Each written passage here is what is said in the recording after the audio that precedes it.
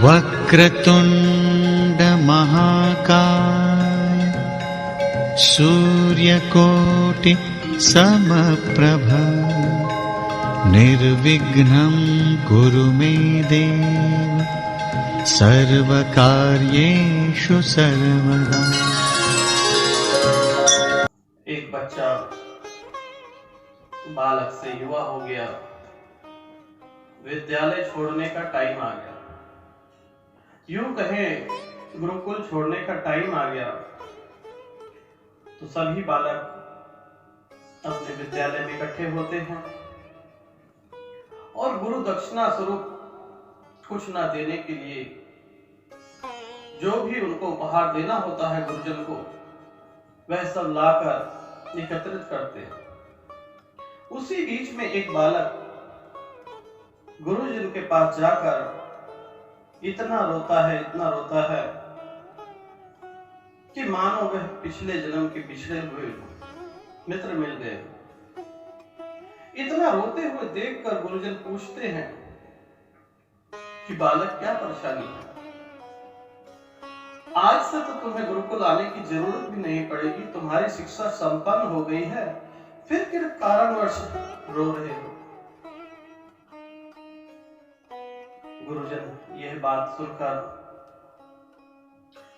बहुत दुखी थे कि उनके विद्यालय में एक बालक इस प्रकार से रो रहा है और सारे विद्यालय में हंसी खुशी का माहौल है।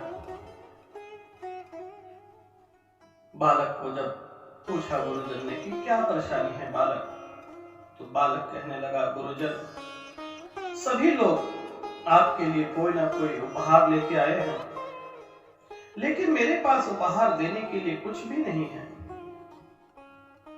मैं आपको क्या दे सकता हूं? मैं बहुत दरिद्र हूं और ना ही मेरे माता पिता हैं।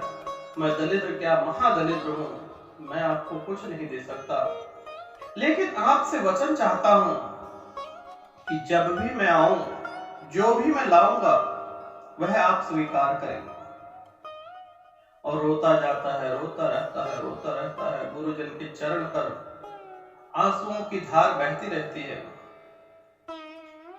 गुरुजन कहते हैं, जिस श्रद्धा से तुमने आंसू दिए हैं, इससे बड़ा कोई उपहार नहीं हो सकता। फिर भी तुम कह रहे हो तो तुम्हारी बात नहीं काटेंगे। जब भी तुम जो चीज लाओगे उसे हम ग्रहण कर ले।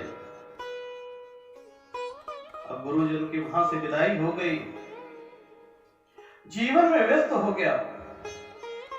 अपने मित्र से जाके घर पे वार्तालाप करने लगा कि मित्र, मैंने गुरुजन को कहा है कि मेरे लिए मैं आपको एक ऐसा उपहार दूंगा, जो भी दूंगा आप ले ले, लेकिन मैं दे नहीं सकता हूं, तो इसमें मेरी कुछ मदद करो। तो उसके मित्र को ख्याल आया कि राजा ने एक नियम बनाया है कि प्रातः काल जो भी इंसान जाएगा और जो कुछ मांगेगा वह राजा उसे दे देता। अब उसने अपने मित्र को बताया कि मित्र, ऐसी बात है और राजा के पास चलते हैं। वह लोग खाना खा के आराम से लेट गए। सुबह प्रातः काल बागीचे में जाके बैठ गए, जहां पर राजा भ्रमण किया करता था। राजा भ्रमण करके आया, इन्होंने प्रणाम किया दोनों मित्रों ने। राजा ने पूछा, कैसे आना हुआ?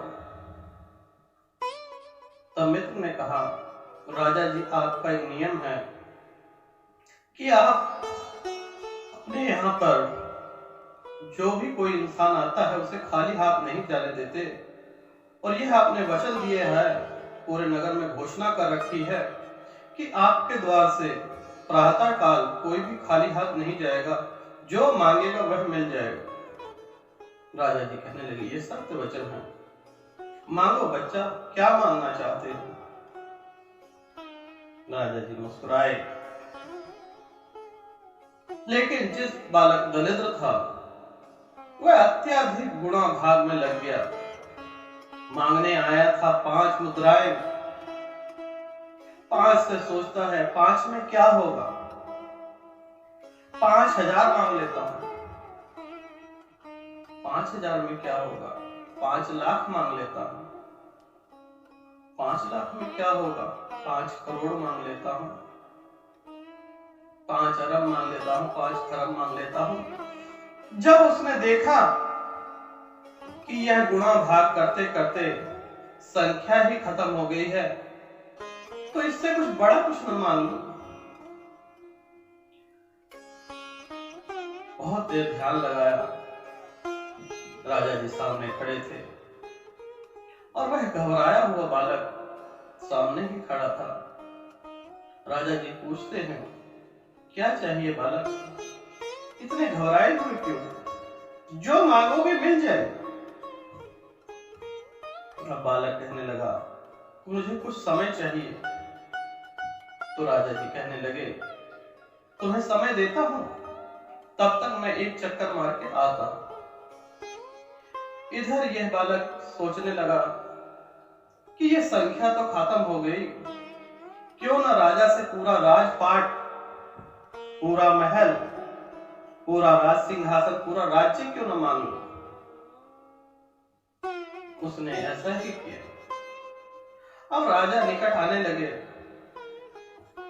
जैसे जैसे पैर आगे बढ़ने लगे, इधर मनुष्य के पैर कांपने लगे, पसीना पसीना हो गया, घबराहट से भरा रह गया कि राजा को बोलूं कहीं मृत्यु दंड न दे दो। अब पास आए राजा और पूछने लगे, सोचा बालक, क्या चाहिए तुम्हें। तब बालक कहता है, महाराज मुझे अपना सब कुछ दे दो, अपना राजपाट, अपने नगर, सब कुछ दे दो।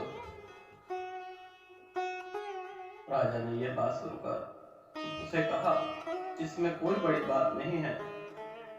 भगवान की तरफ हाथ जोड़कर राजा कहता है, हे परमात्मा, जिसे मैं चाहता था आज तूने वह भेज भी दिया।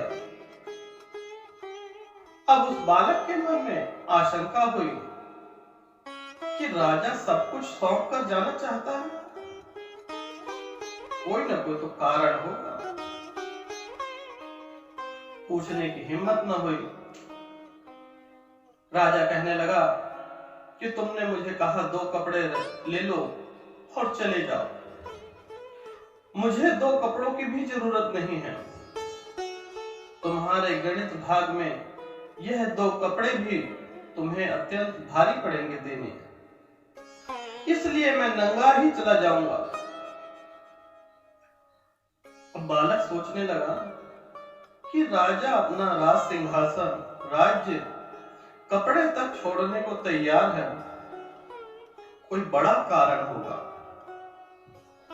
परमात्मा को आशीर्वाद भी दे मांग रहा है कि हे परमात्मा, जिस मनुष्य को मैं चाहता था वह आ गया। बालक कहने लगा, राजा साहब मुझे 10 मिनट और चाहिए, आप एक भ्रमण करके आइए, मैं वहीं मिलूं। राजा जी भ्रमण करने जाते हैं और जब लौटते हैं, जिस चीज का राजा को डर था वही हुआ। वह बालक वहां से भाग गया। उस बालक ने सब कुछ देख लिया कि राजा जी इतने विद्वान, इतने शक्तिशाली व्यक्ति एक ही क्षण में क्यों मान गए। ये कांटों भरा ताज जो होता है सबको नहीं फलता। देखने में बहुत अच्छा लगता है, लेकिन इसमें कांटे ही कांटे होते हैं। राजा के पास अनेकों परेशानियां होती हैं। प्रधानमंत्री, मुख्यमंत्री के पास में अनेकों परेशानियां होती हैं। अगर वह ठीक कार्य भी करेगा तो जनता कहती है कि यह गलत है, इस तरह से करते तो और अच्छा हो जाता। जनता और भगवान को संतुष्ट नहीं किया जा सकता। भगवान तब भी संतुष्ट हो जाएंगे, लेकिन जनता कभी संतुष्ट हो ही नहीं सकती।